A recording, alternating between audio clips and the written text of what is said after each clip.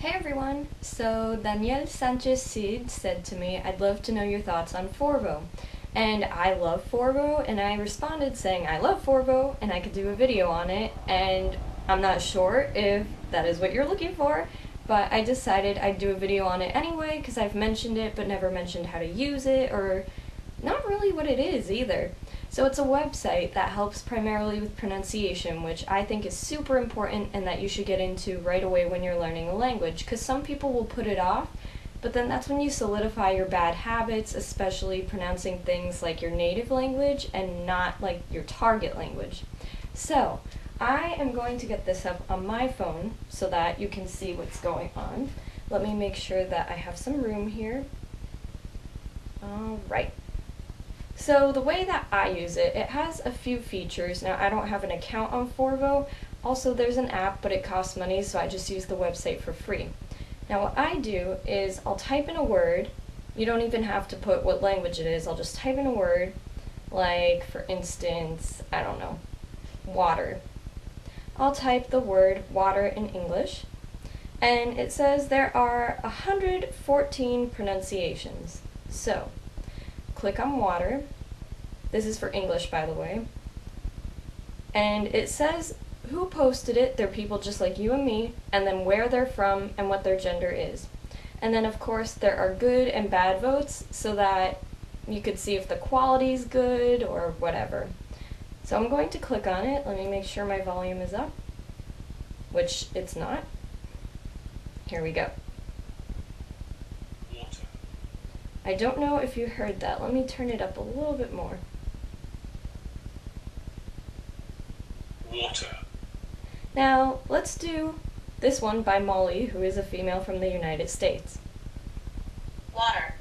So depending on your dialect, if you're learning British English or if you are learning American English or some other kind of English, you may be able to find that in here.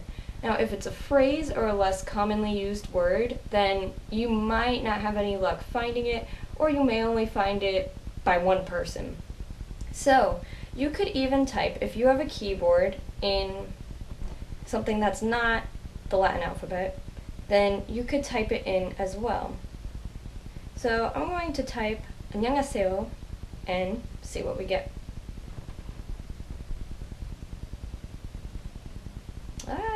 Got a text message. Okay, so male from South Korea. 안녕하세요. 안녕하세요. So the thing is, you can't slow the pronunciation down to like really hear it. As far as I know, I've been using this for a couple of years now, maybe even more than that. But you do hear it pronounced by a native speaker, and I think it's still really good even if you can't slow down the speech. 안녕하세요. So that was another recording. Like I said, the quality's different depending on who recorded it, what microphone, etc. So then another thing that I do not use Forvo for, I use it for that kind of stuff, like typing in words and listening to it. But they also have these guides, which I did not know about. But what you do is they have useful phrases in different languages, useful for travel. So I guess the basics that you would need if you were taking a short vacation. So I went to useful phrases in French. And they have things like going to the bank, everyday phrases, flirting, like they have everything. So let's do everyday phrases. Now these are still pronounced by native speakers, but it doesn't tell you who pronounced it. I don't know if it was people from the website who did this, but you have phrases just like in a phrase book in English, and then you have the French counterpart right underneath it. So, where are we meeting? Then if you want to know, Où nous retrouvons-nous? that is how you would say it. Now there are multiple ways to ask a question in French, but of course, like a phrase book, it'll probably be extremely formal. So, there are the phrases. You can also search, now that's under guides. You could search words by category, so you could do noun, adjective, etc. There are events. So what's cool about this is they actually have events for different kind of sporting events. Like they have the World Cup here. So, if I click on that, you can learn how to pronounce the players' names from every team. So you have Argentina, you have all these players. If you're following the World Cup and you don't know how to say their names and you're like, oh, I don't want to butcher it, you can go to this website, look at that's under events, not guides, events, and then look for the country of the team, and then look for the player's name and click on it. So we have Marcos Acuna. Marcos Acuña. There you go. So that's how this works.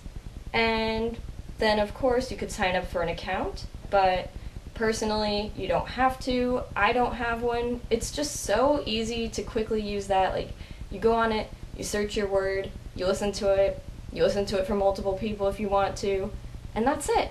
So I love Forvo. I recommend that you use it, especially for pronunciation. I think it's a great supplement for your language learning. And yeah, if you have used Forvo before, let me know your thoughts on it.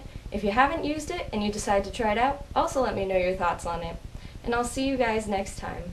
Bye-bye!